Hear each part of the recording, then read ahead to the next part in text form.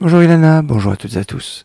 La paracha de la semaine dernière s'est conclue sur la Kedat Yitzhak. Certes, il y a un petit texte après de la naissance de Rivka, mais le texte clé qui conclut la paracha Vayera, c'est la ligature d'Yitzhak, le sacrifice d'Yitzhak, à travers lequel on nous dit que Yitzhak a été plus relié à son père grâce à cet acte. En effet, à sa naissance, le texte nous dit où Sarah ven, et Sarah eut un fils. Et Yitzhak était plus attaché à sa mère, était plus dans la lignée de sa mère que de son père. C'est à partir de la Kedat Yitzhak, ligature d'Yitzhak, que Yitzhak naît vraiment quelque part. Et d'ailleurs, on dira dans le parachat de la semaine prochaine, El Toldot Yitzhak ben Avraham, voici les généalogies, l'histoire d'Yitzhak, fils d'Avraham. Avraham, Olid Yitzhak. Et Avraham a donné naissance à Yitzhak à travers la Kedat Yitzhak. Il va voir donc quelque part la Kedat Yitzhak, qui va être comme une sorte de renaissance de Yitzhak, le premier patriarche né après le premier patriarche, c'est Avraham, mais son premier fils, qui va être la continuité de ce patriarcat, va être Yitzhak. On est au tout début de l'histoire des patriarches. Naissance, et qu'est-ce qui se passe derrière? Décès de Sarah, de sa mère.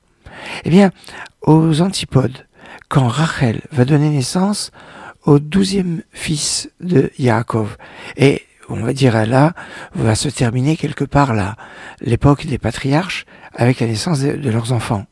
Eh bien, il va se passer le même scénario, quelque part, à la naissance de Binyamin, de Benjamin, Rachel, et Niftera, Rachel décède. Et donc, le décès de Rachel est lié à la naissance de Binyamin, comme le décès de Sarah à la naissance de Yitzhak. Yitzhak, on est au tout début de l'histoire, Binyamin, complètement à la fin de l'histoire des patriarches. Et donc, il y a peut-être ici à remarquer que quand il y a un drame terrible, la disparition de Sarah, la disparition de Rachel, il y a un espoir qui est sous-jacent, c'est une autre naissance. La naissance de Yitzhak, d'après la Hakeda, est une naissance particulière. La naissance de Binyamin, Benjamin, dont on dit qu'il n'a fait aucune faute.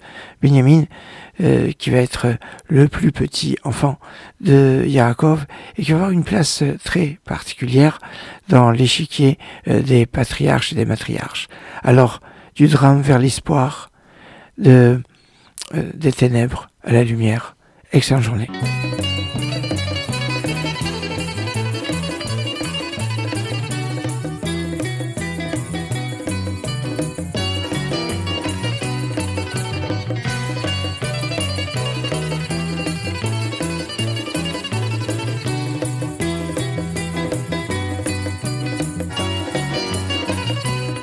הרחמן הוא ישלח לנו את אליהו הנביא הרחמן הוא ישלח לנו את אליהו הנביא זכרתו ויבשר לנו ויבשר לנו ויבשר לנו בשורות טובות ישועות ונחמות ויבשר לנו